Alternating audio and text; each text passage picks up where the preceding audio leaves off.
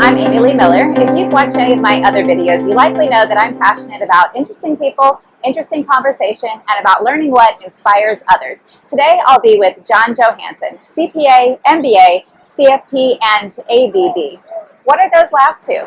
Certified Financial Planner, that one was easy, and accredited in Business Valuations. John is a high-level expert in complex tax matters and in helping attorneys understand how to best advise their clients in particularly challenging situations, often including complex divorce cases with high net worth individuals. John is also my CPA and now good friend. Join us for dinner and some interesting conversation at Sojourn. Oh, here he comes. Well, I love businesses, and I love to help businesses and their owners.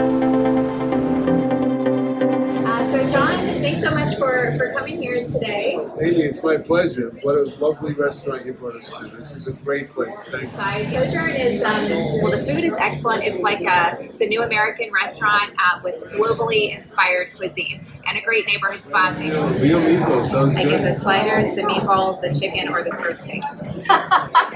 So where do you live, John? I live in Brooklyn, in Bay Ridge, right near the water. And my wife and I have been married for 32 years. I have a 28-year-old daughter and a 25-year-old son. So tell us a little bit about what you do and where you are today and how you got here. Okay. I grew up, lower middle class person. My father died when I was young, and basically worked my way up the ladder and started my own business and saw, some of the challenges of doing that.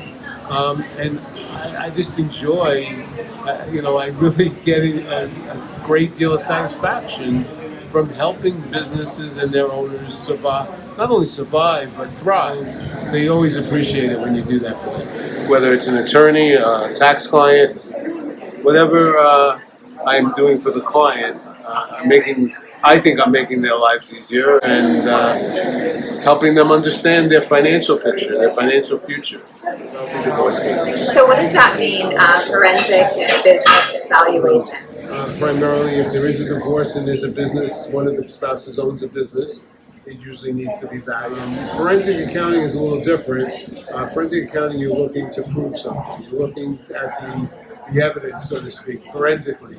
You're looking at the tax returns, the financials, the bank accounts, the credit card statements, and putting it all together to try to make a case for whatever you're trying to prove. So sometimes you may be called in two business partners. One thinks the other's stealing. And see where the funds are going. It's basically called tracing the funds. Because most people never plan on getting caught. They plan on just knowing it's never going to check. But there's usually a trap.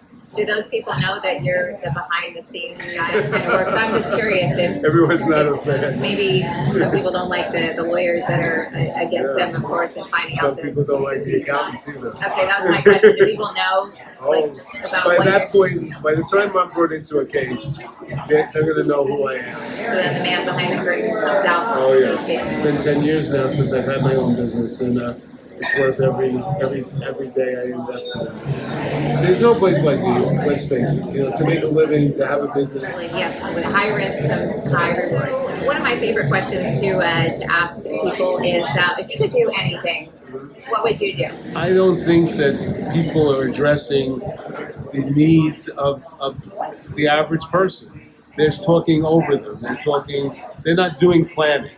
They're not telling a business owner how they can put cash in their pocket today, how they can take advantage of the tax law and put that money today. The net operating loss deduction, the employee retention credit is a great credit that I don't hardly hear it spoken about at all. It can put cash in a business owner's pocket today. So these are things that I'd like to get out there and speak more about and help people. I love businesses, and I'd love to help businesses and their owners. Over the last year, we've all gone through the COVID lockdowns, right? And through the whole period of time, there were a lot of tax changes that came out. A lot of them affected restaurants, for example. And I had this burning desire as I watched business cable news all the time. They weren't really talking about that as much. Prior to the CARES Act, net operating losses, which is a loss from a business, could only be carried to the future. They could not be carried back. The CARES Act changed that. The CARES Act said that losses that were generated in 2018, 19, or 2020 could be carried back for up to 5 years. So what does that mean for a business owner? So if a business like a restaurant was doing really well until COVID hit, and then 2020 now is going to be a really terrible year, they can take that loss, carry it back to those profitable years, and redo their tax return, do an amended tax return, and get refunds for those taxes they paid. That's real money, real cash in their pockets. But I don't hear anyone talking. I never, so I want to get in front of it. I want to get the message out there. Are there some key businesses that you think that this could benefit? The restaurant business in particular, I think even the successful restaurants got hurt. You know, the ones that made money were we all heard the pizza restaurants did really well last year, right?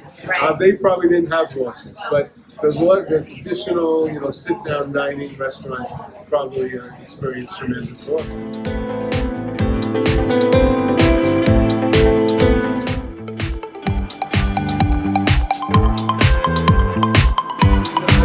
Go for it. How long have you been a vegetarian? Well, I'm not a vegetarian because I eat fish. I'm Okay. a pescatarian, but I never Right. started out to be a pescatarian. I just gave up meat, and I knew I had to eat something, and I love fish. So. Why did you decide to give up meat? Well, now we're going back. You really want to know? No.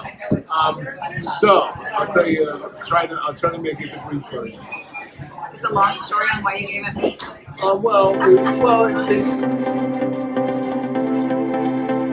So you deal with a lot of divorce attorneys in these kinds of cases. I always say one thing.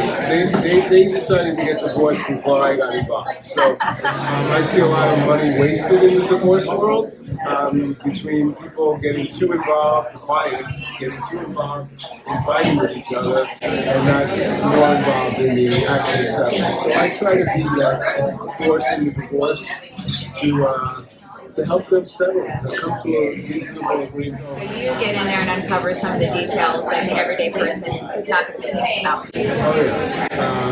And I love my attorneys that I deal with, but they're not tax experts.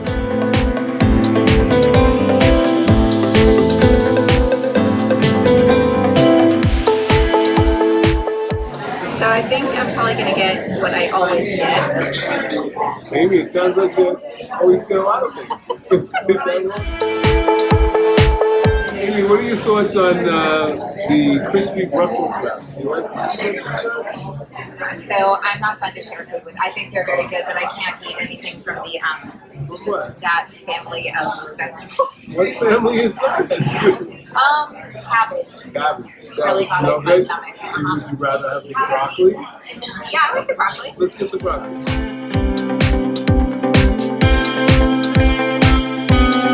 So John, this is Sammy, the owner. Thanks for having us. Well, Sojourn is my first restaurant here on 79th, and it's become a staple. It's been here for about 13 years. Sojourn, that is in French, means journey, so you're going to take a journey around the world to different types of food and wine. So we want to give everybody an experience. We created something special with Sojourn, so now we're doing a spin-off, Sojourn Social, on 88th and 2nd, and it's going to be something special, downtown atmosphere, uptown, and they're going to end up saying uptown, and instead of grabbing a cab, and this way they get home safe.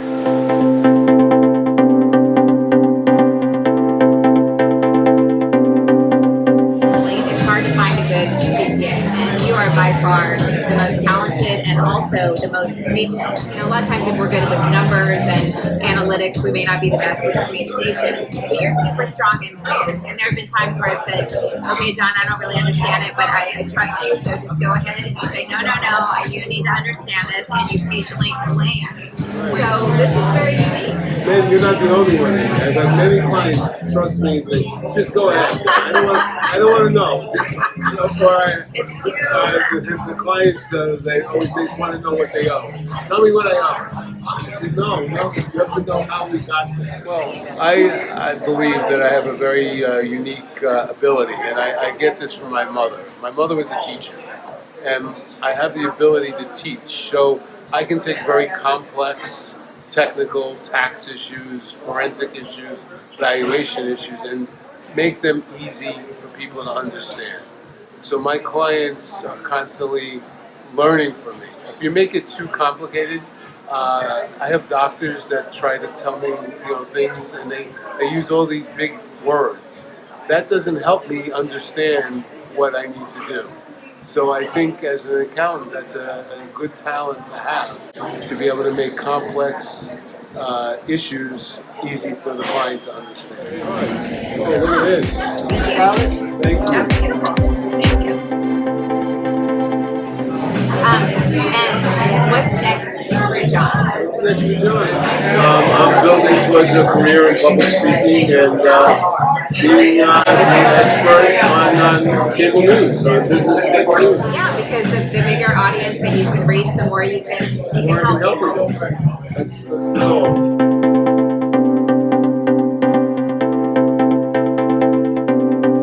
Amy, this was great. This is really a fun night. Shoot, we're out of the shot. Thank you so much for coming out tonight, John, and sharing a little bit about your story and what you do and how you can help those of us who might need your services. Yeah, it was a lot of fun. It was a pleasure. Sojourn's a great restaurant. Maybe next time we'll go to Sojourn Social. Yes, definitely going to check it out.